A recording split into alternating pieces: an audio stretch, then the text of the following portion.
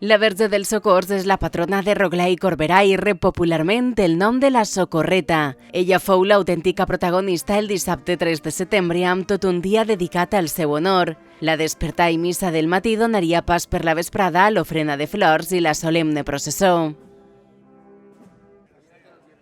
A les 9 de la nit, la imatge és duta a coll per 8 portadors amb passos compassats.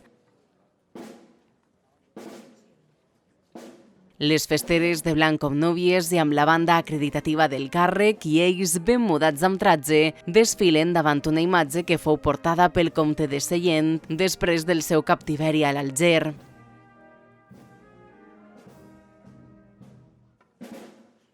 Conta la tradició que la comitiva pararia a descansar al poble i que quan van voler continuar, una tempesta els va obligar a refugiar-se en ell. Cada vegada que intentaven reprendre el camí creixia la pluja, motiu pel qual la deixaren ací interpretant que aquest era el desig de la Verge.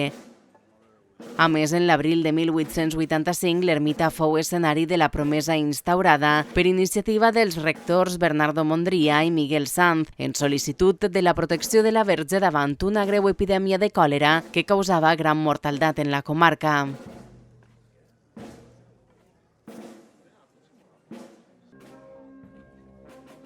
Així que no ens estranya que la fe en ella continue a dia d'avui i són molts els veïns que esperen pacientment al carrer per veure passar la imatge de la Socorreta.